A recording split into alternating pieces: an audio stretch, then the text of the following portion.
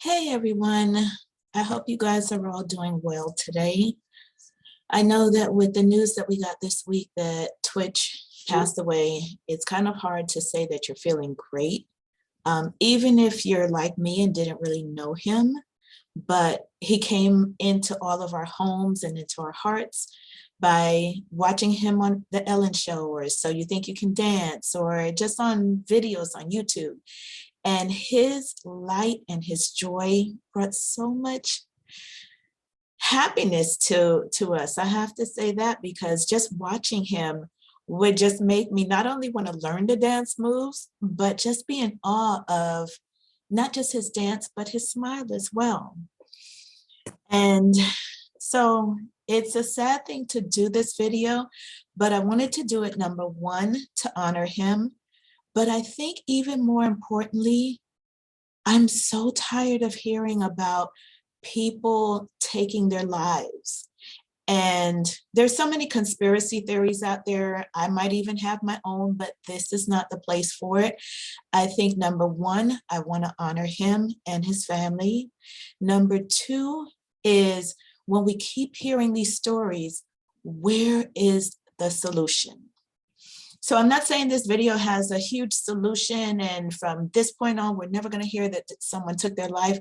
But I think if I can bring one pinch of a process or a system that maybe we can all collectively implement, it might be something that either we reduce the fact that we don't hear these anymore, or in a perfect world, we'll never hear this again.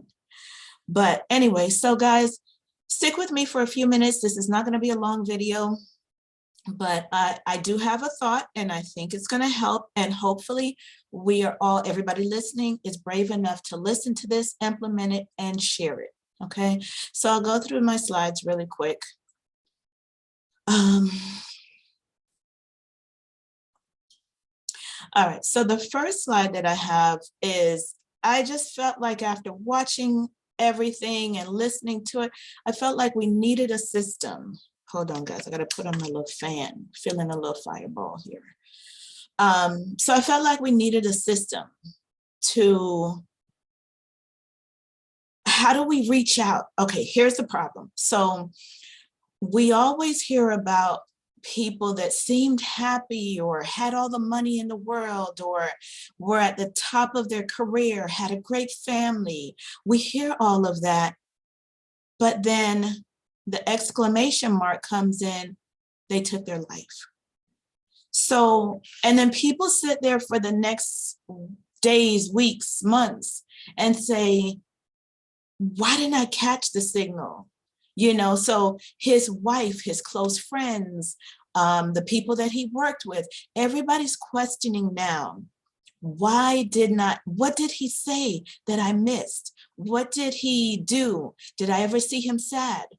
And honestly, even in researching and doing this little segment, 98% of the time, all I saw was pictures of him smiling. He was like the happiest person through the pandemic, bringing and radiating happiness to us.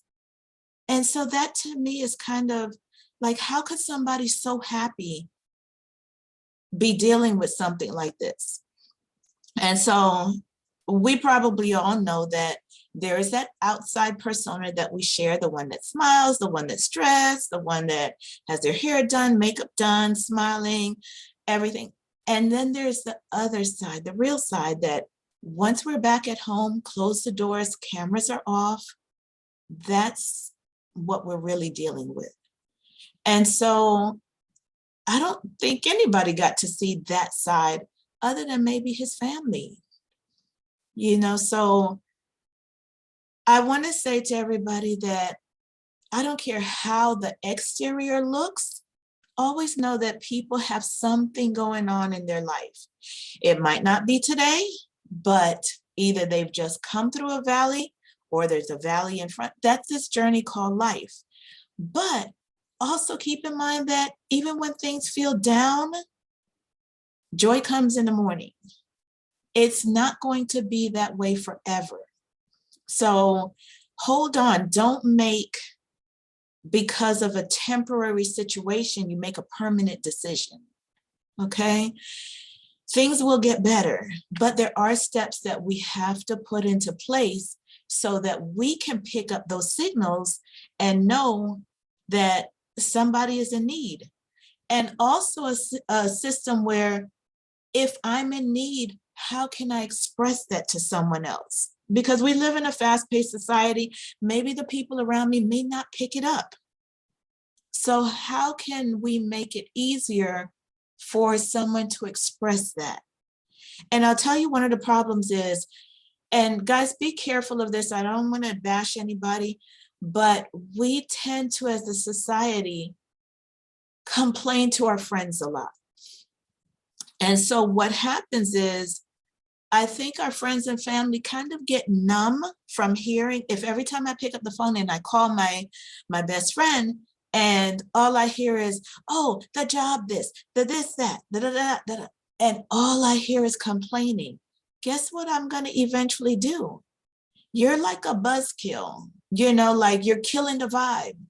And so eventually those friends that you have, they're going to disconnect, or they're going to choose when they reach out to you. Because if I reach out to somebody and I want to share good news, or I just want to check in on them, and it's always the same thing over and over and over and over, and you can't find gratitude or happiness in your life, it's draining to other people. So try to filter, and I'm not saying don't share, absolutely, because we all need somebody to vent to, but be cognizant that you cannot overload one person. So if you can kind of self-regulate, then when you really do need that person, and it reminds me of the story of the boy that called wolf, when you do need a shoulder to lean on, someone to listen, your phone call is not going to go to voicemail. So be careful not to overburden people. And that's probably a lesson to myself as well, because I don't know if I'm that person now, or I've been that person in the past, but maybe not. But I guess it all depends on who's listening. But I just want to say, guys, self-regulate and make sure that you're not overburdening that person, so that when you really do need somebody, they're there and you're listening, okay? So I tried to look for pictures, and I really wanted to do pictures of tWitch because I felt like it would be a way to honor him. But in honesty, I couldn't, it was hard to look at his picture. Like, I hate when I feel like I want to cry, but just thinking of his happiness, his joy, that was hard to watch. So, and I can't even imagine what his family is going through. So I had to pick pictures that related to him, their dance, but not him, because I couldn't even look at his picture. His picture just made me want to kind of, I wish I had a tissue, now I'm being like another Woods. His picture made me like see him and we just want to jump through and help. So I had to pick pictures that really had nothing to do with him. Well, not had nothing to do with him, but they were dance related, but not him. So this picture, it's alone in a crowd. Look at how many times we can go to work, we can go to a family event, we can go grocery shopping, we can do all these different things where we're in a crowd, we're around people. People are happy, they're going about their life, but look at the guy in the middle. He's totally disconnected. He's like totally in a different zone than everybody else. And so I titled this one Alone in a Crowd. So be careful, just because people still show up for work or still do X, Y, Z, that's only the tip of the iceberg that we're seeing. What are we seeing behind closed doors? And don't wait for the signs in public that say, oh my gosh, this person is depressed, because those signs are sometimes too late. All right, so this one I did because I feel like sometimes we think to ourselves, you know, his family should have seen it. This person should have known. You know, I'm looking for who are his friends. Why didn't they know? But we can easily say somebody else should have seen this. Somebody else should have figured this out. Why didn't they know? Any one person can make a difference. And you don't have to be that person's spouse, parents, siblings, children. Any one person can make a difference. And it can be in the blink of an eye. So stick with me. I'm going to show you what I'm talking about. And if it sounds crazy or weird, I'm risking sounding really stupid to maybe hopefully implement something that can save one person's life or make somebody ask one more question that just shows that we care. Okay, so of course, we hear all day long, check on your village, check on your village, check on your village. But this is something we've got to be intentional about. And it doesn't mean just asking, hey, you know, oh, so-and-so showed up for grandma's house, they're okay. Or so-and-so got a raise last week, they're okay. Just because we were okay last week, or it seemed like we were, doesn't mean that everything is always copacetic. I always wanted to use that word. I figured I would today. But check on your village. Have a system in place where you're intentional about not just being in people's business and knowing what's going on with them, but know past that surface what is really going on with them. Okay. And I figured I wanted it to be something that wasn't like out of the blue, because how hard is it to come to somebody and say, hey, I'm thinking about killing myself. Hey, I don't feel like I want to live today. That's a hard statement to say. And I think people who do make those comments are strong, but then sometimes we look at those people and we say, oh, it's just a cry for help. They're not serious. If they were serious, they would have done it. Possibly, it might. How do you know what's in somebody's mind and their heart? I want to stop for a second before I go into this slide. I had a conversation a few days ago with someone, and we were talking about, of course, we were talking about Twitch, and the conversation went a little like this. One perspective was, how can he be so selfish? Like, as a Black man in America, if this is what he's talking about, and then he takes his life, and now his children don't have him as a role model, as a protector. That's one perspective. Another perspective is, how can we judge when we weren't walking in his shoes? And I will tell you, I don't care how much money you have, that doesn't equate to happiness. Look at all the rich people that we've known that have taken their lives, and you say, oh my gosh, they were at the top of their game. So it does not equate to money, okay?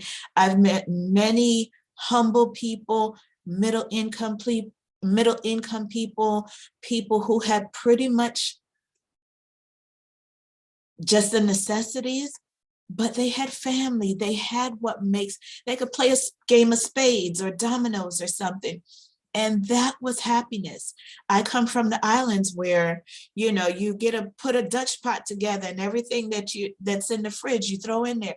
It's not a gourmet meal, but I promise you, it is a meal that will fill your tummy. And when people come over, you've got a plate that you can share. Tell me that's not happiness. And it doesn't cost $1 million. So anyway, the conversation went the way I shared. How could he do this? But then on the other perspective, we can't judge if we're not in that person's shoes. Now, my degree is in psychology. I don't claim to I showed up for classes, but I don't claim to be an expert. What I will say though is, to me, there's depression, where it's situational, that means I lost my job. Now I'm depressed. But give it time, I'm going to get another one. Broke up with my boyfriend, girlfriend, husband, wife, but I'm going to get another one. So in time, things are going to be better. Whatever the case may be, but they're temporary situations. So yes, I'm down for today. I may be down for a few days, but I'm going to get better and I'm going to feel better as time goes on. And then there's a different type of depression that you can't shake. And despite you losing a job, you losing, your health is not great, but then it gets better. You lose a job, but then you get another one. You lose your mate, but then you find another one. Despite the ups and downs, you constantly find yourself going back to ground zero, and you can't really shake it. Or it lasts for so long that it feels like this is permanent. That's a different type of depression. That's something that you may really need. And I'm not a huge fan of, or advocate of medication, but I feel like when it's past my realm and I can't control it, we as individuals can't control it, then take the help, even if it's temporary. Take the help so you can get your foundation right. And then start implementing other things as time goes on that might bring you to a different place, you know, to a solid ground.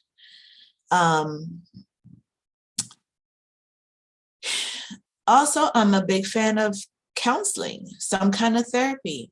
And I'm not ashamed to say that I've gone to counselors. One thing I will say is I believe in being proactive.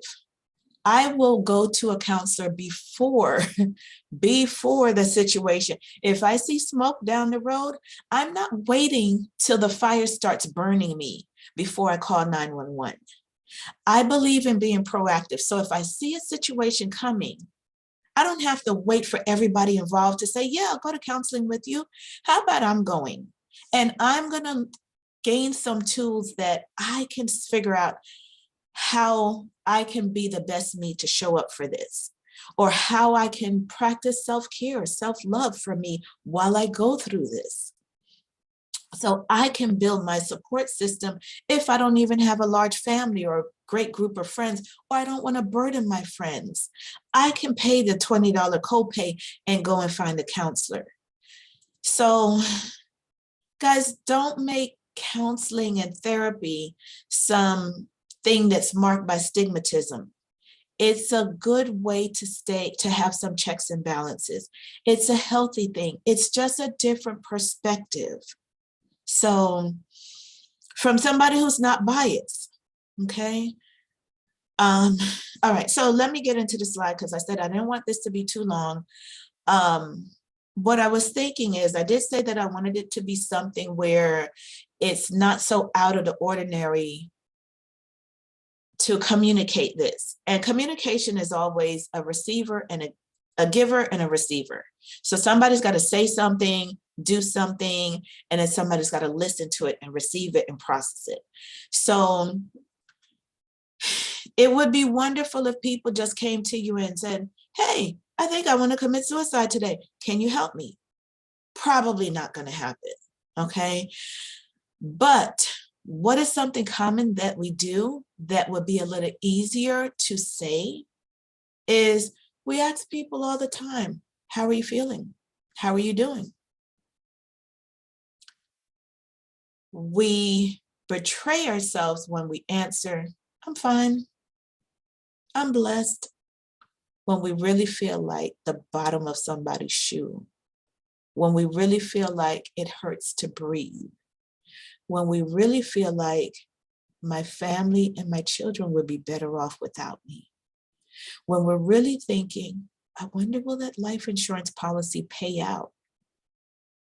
When we start to think about putting plans in place, if you're feeling like that, thinking like that, the answer is not, I'm fine. You're not. We're not.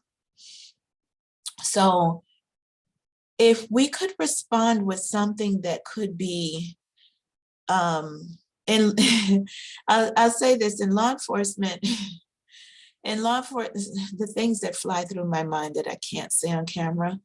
In law enforcement, when we were having our like in-service training, we would have a signal like if it was getting a little too rough.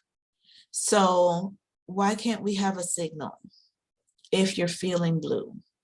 And so I thought of, and I'm sure this is not rocket science, but if everybody knew that this was a code word or a code phrase, we know to dig a little deeper. So I'm going to role play with myself.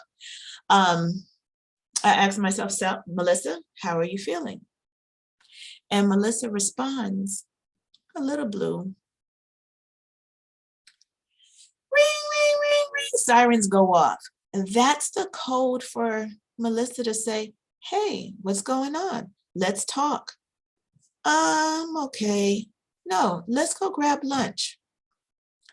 That's the code for I need somebody to come and be there for me. Anything else I say after that does not mean I'm letting you off the hook. If I say, no, I'm okay.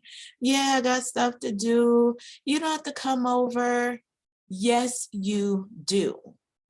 Check on your people, okay?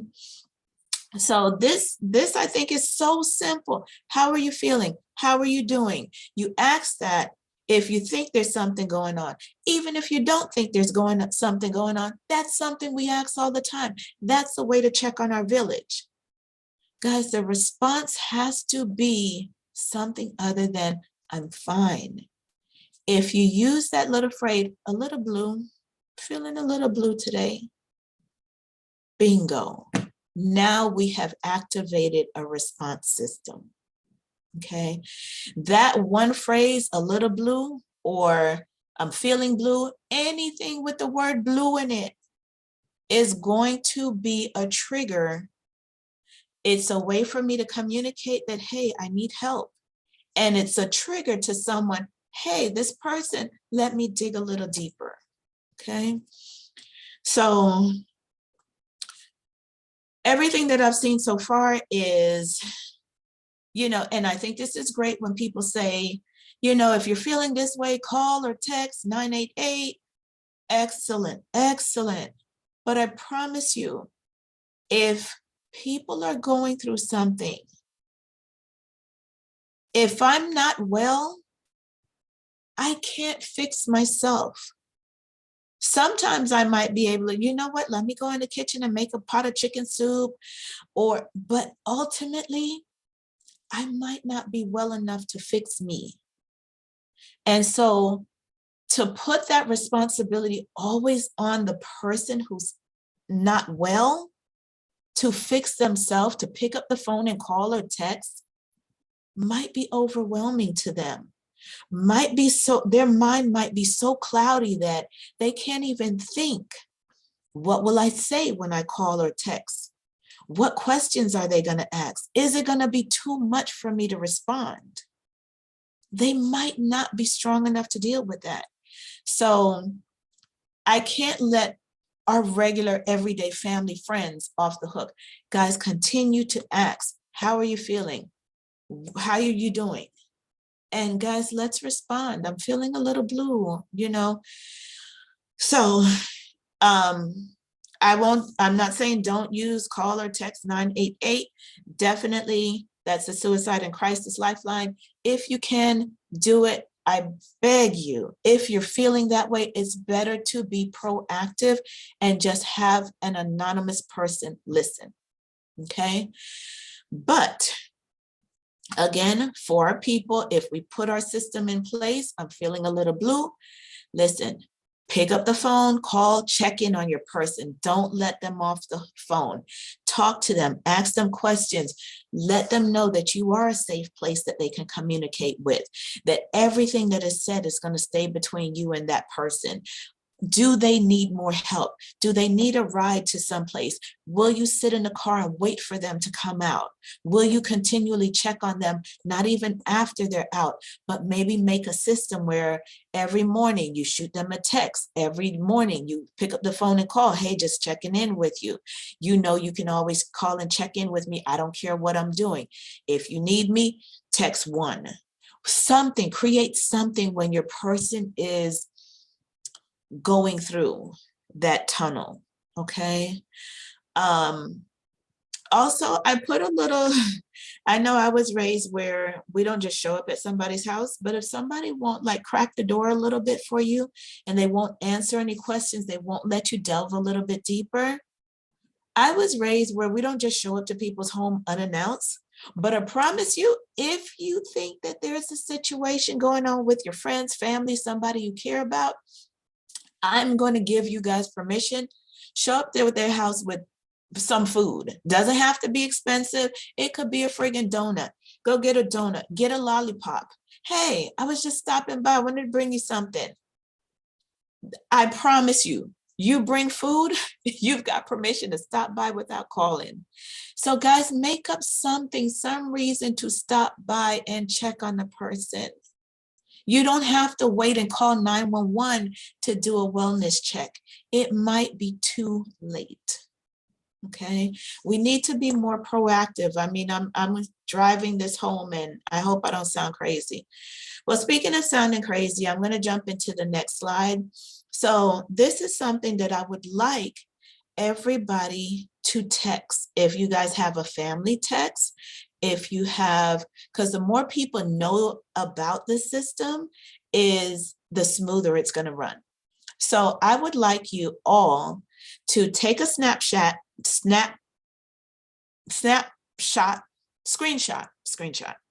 I was like, Snapchat? No, I don't have that. Screenshot. Take a screenshot of this little information right here and post it in your group chats. Text it to the people that you care about individually. And that way, everybody will be on the same page. Okay, and so I'm going to go over it. It says, I just want you to know that you mean the world to me. I know we all go through some ups and downs, but if either one of us ever feels like we've fallen and can't get up, let's have a system in place.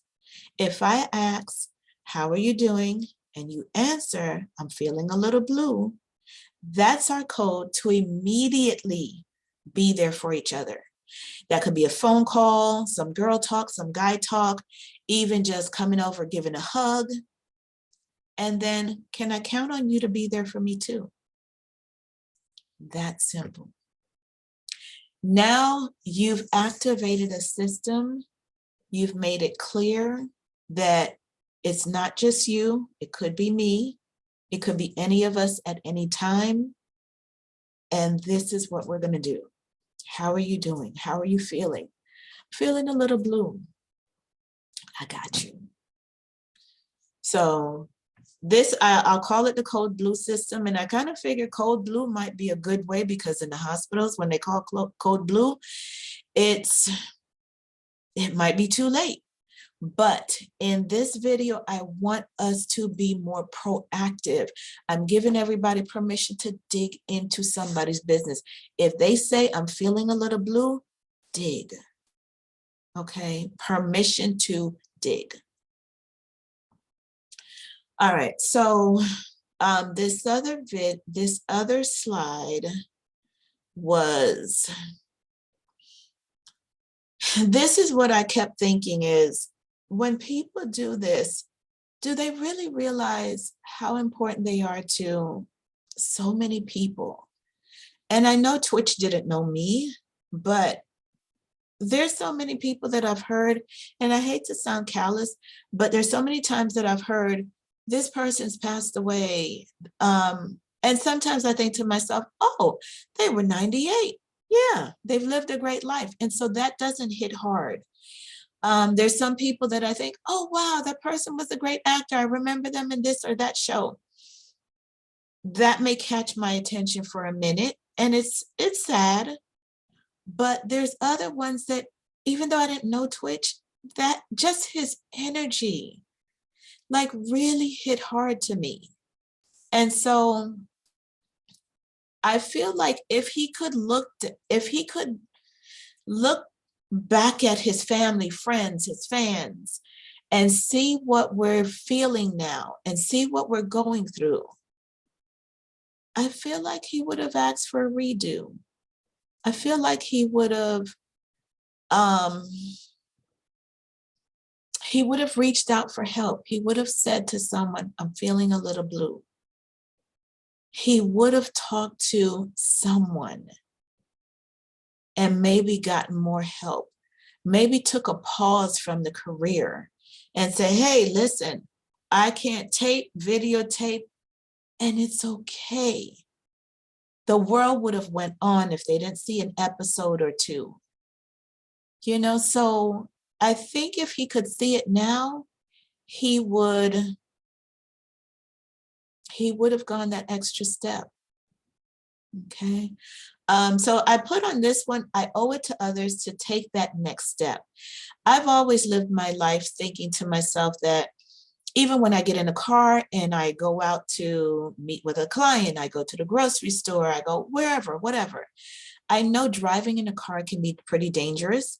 So my mindset now is every time I get behind the wheel, I have an obligation to drive as safe as possible, to not text and drive, to not do all kind of whatever. I need to be safe to get home to my family. I owe it to them. Things can happen in a blink of an eye. And sometimes we don't get a redo. Think about the people that it's going to affect. So I also put this, and I actually have this on my refrigerator at home. It says, to the world, you may be one person, but to one person, you are the world. And that is so true. Keep in mind, if you're not here, somebody's world is going to totally change. You owe it to yourself and to others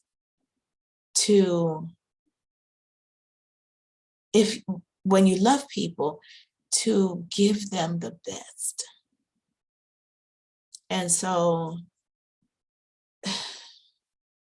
it's hard for me I want to say Twitch should have, could have, would have, but again, we don't know. Like, I've never been that deep into depression.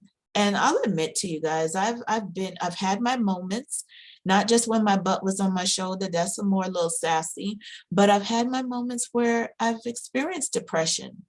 I've even thought one time, if it weren't for my children, I wouldn't necessarily want to be here.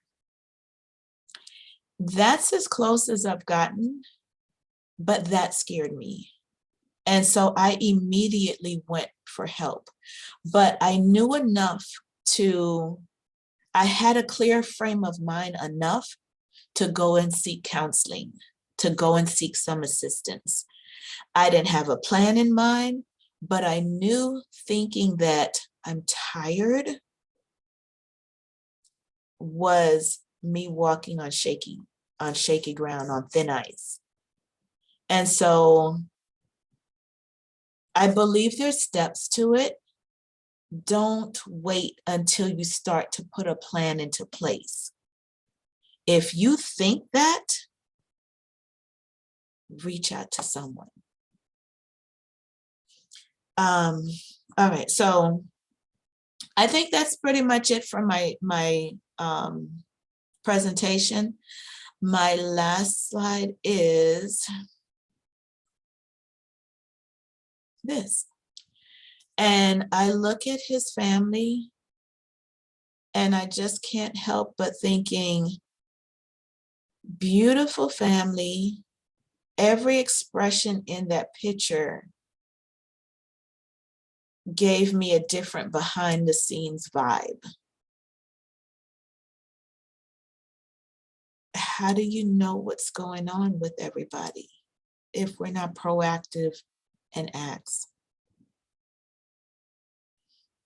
So I'm going to end it on that. And hopefully this segment, I beg you guys, please, I hate being on camera. That's why I always make myself the smallest picture in the screen. But I'm begging you guys, not for insurance sales, I'm begging you guys, share this with everybody that you know. I tried to keep it short so people can watch it and not get bored, but share it and let's put a code blue system in place. Hopefully we never have to use it, but I promise you, if it just means somebody sitting on my sofa for an hour or two when I'm feeling my loneliest, and that's my safety net, so my thoughts don't go a little further, this video would have done its job. If it saves someone's life, oh, it's priceless.